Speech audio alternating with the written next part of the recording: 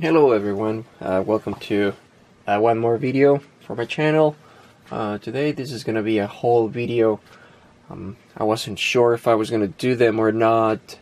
Wasn't really my forte to do whole videos, but a good friend of mine will keep asking me to see if I could do a video of all the stuff that I was buying. And I also thought that I have found through whole videos from other comic book collectors, I have found comics that I didn't know that they were out there. So I decided to do these videos and see if other people find something that they weren't sure that they wanted, or they weren't sure that it existed, and then it helps them out to track them down if they like to. So what I'm gonna do is I found a bunch of comic books. I bought a lot of comic books over the summer. Some great books that I like and I'm happy that I was able to get. You won't see any new stuff here. Most of the stuff that I'm gonna show is pretty much Silver, Bronze Age, maybe a few Modern Age, but for the most part it's just old. I won't really do any whole about new stuff. And I may just do a couple of videos about what I found on summer, and then maybe wait a couple of months and then put another video of what I find in fall and so on. I may change my mind, I don't know, but anyways, let's get started. First, Ms. Marvel number 16, first apparition of Mystique. A decent book, fine copy. Has a little bit of fading on the colors, but it still keeps a little bit of its brightness, I guess.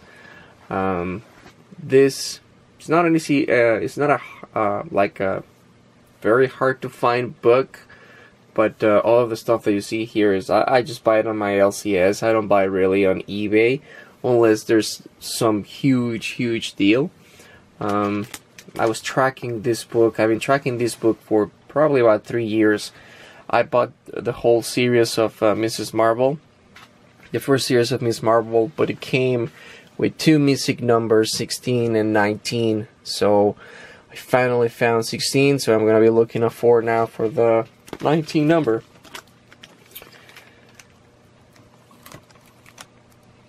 And now we have X-Men number 73.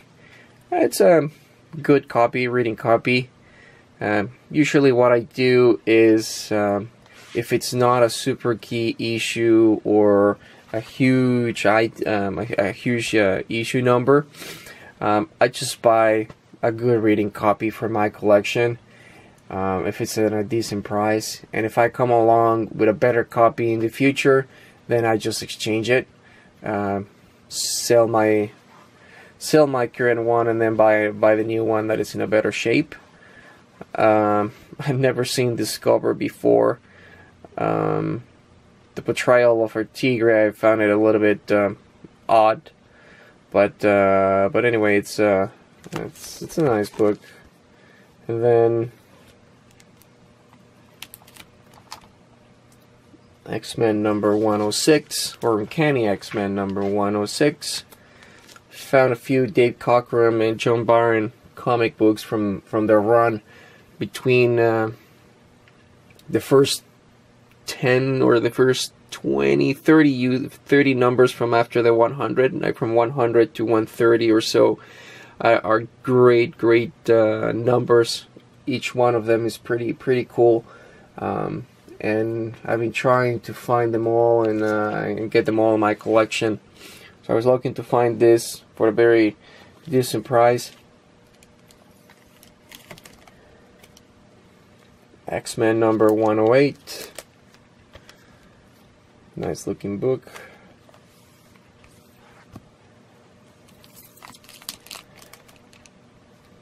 X-Men 111.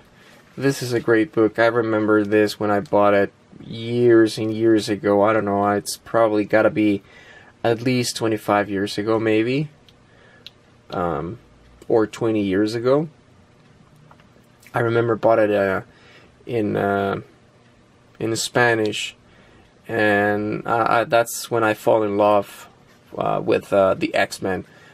Reading these numbers, that's when I started to like comic books, but I immediately fall in love with the X-Men.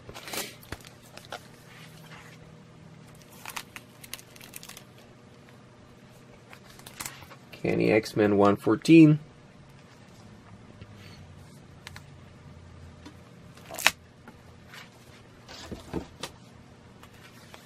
This is a nice cover, I like it. Kenny X-Men 116. I love how Colossus is looking like it's all getting all warm up by the heat. It's a pretty cool cover. I love it.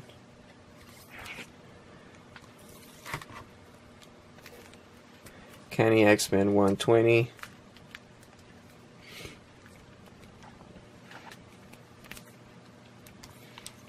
And Kenny X-Men 122.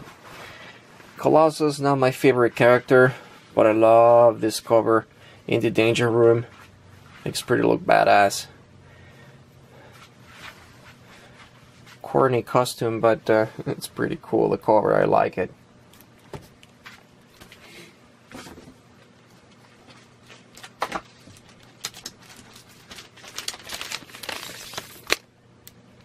Found this, the Black Widow Marvel graphic novel.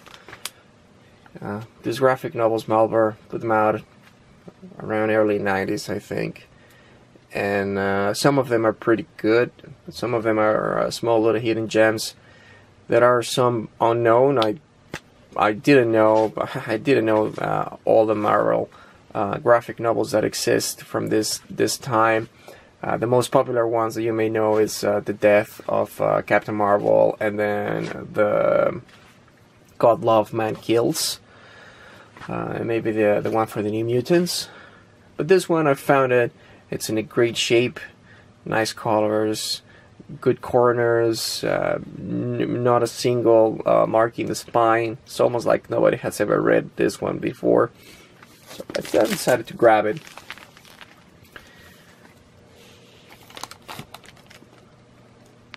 Deadly Hands of Kung Fu number 15. Super nice cover. I love it.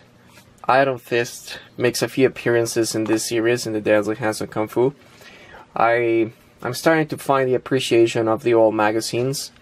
I've seen a few videos from a couple of the guys that I follow up, and then they look into the magazines, the inside, and it looks great. So I decided that if possible, I'm going to start buying. This series is really good. I really like it.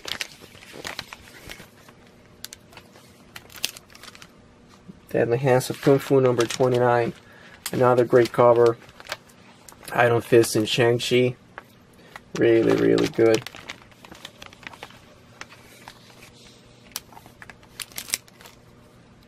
Marvel Preview presents number 11. Second appearance of Star-Lord.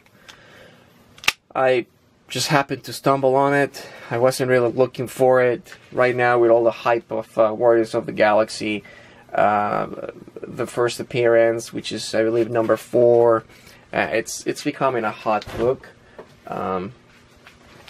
It's funny, this book probably was worth half the price before even the movies were announced, so it's crazy how that hype is raising the prices on these comic books. This is a great shape. I just happened to stumble up on it. There was another set of numbers out there, but I just bought this one. I didn't have enough money to buy the rest. Hopefully, if they stay there for a while, I may be able to grab them all. This is another series that I'm going to see if I can find. The Marvel Preview presents.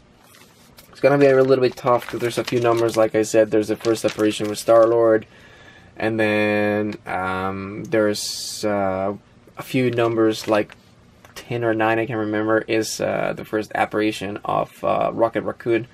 Those two are skyrocket ones, so I may wait after all the hype of Warriors of the Galaxy and see if I can get one at a good price. Oh, one notice that I didn't know is this legend, a novel-length science fiction spectacular in the tradition of Robert A. Heinlein. I didn't know, but there are actually two versions of this magazine. One that has this legend, and then another one that they reprinted again because Robert A. Heinlein, which is a science fiction novelist, on kind of like Isaac Asimov, he didn't like it that they use it, so they basically reprinted again without this legend. So if you want to call it, there's a first and a second printing. This would be the first printing.